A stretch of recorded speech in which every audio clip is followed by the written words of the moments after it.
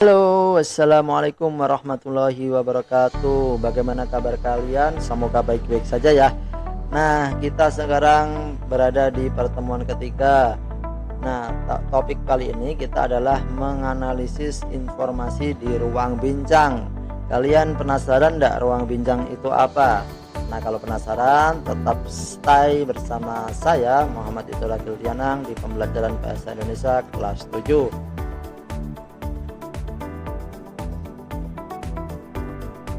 Bertutur kata santun di ruang bincang. Nah, saat ini kegiatan bertukar informasi tidak hanya dilakukan melalui surat menyurat loh, tetapi bisa juga melalui media sosial dan berbagai layanan internet lainnya.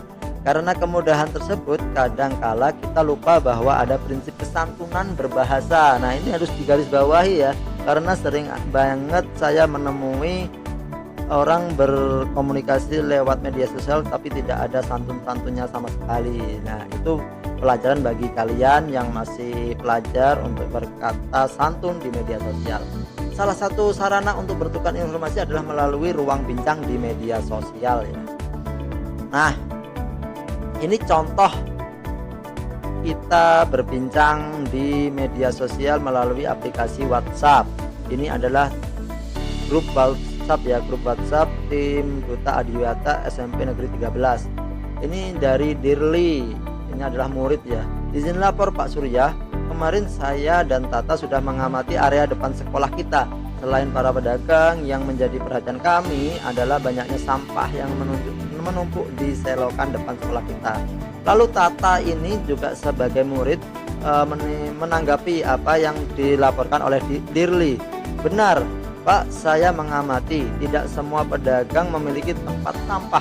Mereka memilih membuang sampah ke selokan.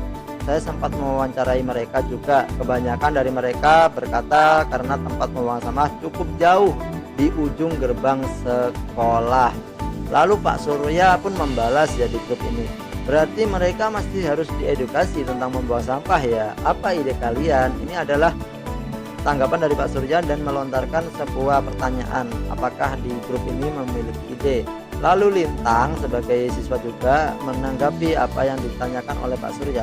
Bagaimana kalau membuat poster Pak, isinya tentang cara membuang sampah atau bahaya sampah. Nah, ini adalah ide yang cukup menarik ya.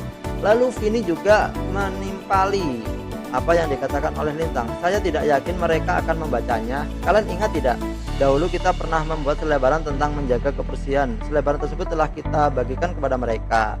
Nah, ternyata mereka sudah pernah membuat poster tapi tidak dibaca, kayaknya seperti itu. Lalu Dirli itu menanggapi juga, bagaimana kalau kita menyediakan tong sampah untuk sampah basah dan sampah kering, Pak? Nah, di sini Agung pun nimbrung. Kita pernah melakukan tahun kemarin, sepertinya kurang sosialisasi karena sampah basah dan sampah kering tetap tercampur.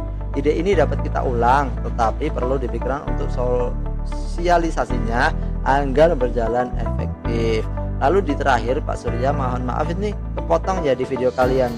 Ini sebenarnya ada fullnya. Mendengar pendapat dan pengamatan kalian, sepertinya kita membutuhkan cara baru dan menarik, terutama untuk meningkatkan kesadaran mereka terlebih dahulu. Nah, ini adalah contoh berbincang di media sosial ya, dengan bahasa yang sopan, karena ini masih ada di grup yang resmi ya, grup yang memang dibentuk oleh sekolah. Jadi kalian tidak boleh sembarangan ketika berada di grup ini. Coba kalian terapkan di sekolah-sekolah kalian masing-masing. Ruang bincang.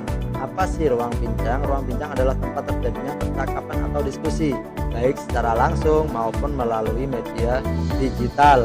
Dalam ruang bincang, seseorang dapat bertukar informasi, pendapat, dan ide dengan orang lain.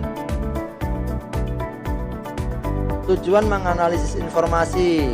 Jadi di ruang bincang itu memang ada analisis informasinya juga ya. Yang pertama adalah memahami isi pembicaraan dengan tepat. Jadi jangan sampai kalian salah fokus. Semuanya ngomong A, kalian malah menanggapi dengan perkataan B dan lain sebagainya. Jadi jangan sampai itu terjadi ya.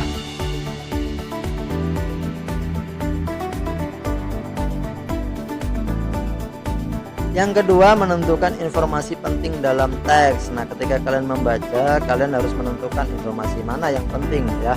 Dan yang ketiga, menghindari salah paham saat menyimak. Nah, kalian harus menganalisis informasi itu karena untuk menghindari kesalahpahaman.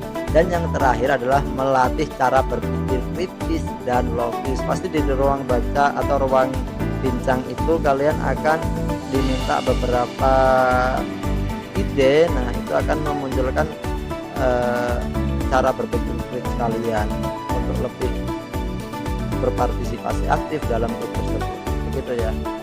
Selanjutnya, jenis informasi ruang bincang. Informasi dalam ruang bincang dapat berupa fakta, pendapat, saran, atau tanggapan. Kita perlu memahami jenis informasi tersebut agar dapat menilai isi pembicaraan dengan benar. Jadi tidak hanya pendapat saja, tidak hanya saran saja, tapi ada faktanya, ada tanggapannya juga. Jadi kalian harus teliti nih, mana yang berupa fakta, mana yang berupa pendapat atau opini. Nah, sekarang kita membahasnya. Cara menemukan informasi penting dulu ya. Simak pembicaraan dengan penuh perhatian. Jadi ketika kalian ingin mengikuti pembicaraan, kalian harus menyimak dulu pembicaraan dengan penuh perhatian. Lalu yang kedua, tentukan topik utama dalam percakapan tersebut. Apa sih topik utama yang dibahas? Dan yang ketiga, catat ide pokok yang paling penting. Ini kalau perlu kalian catat ide pokoknya. Dan yang terakhir adalah pahami maksud pembicaraan dengan jelas.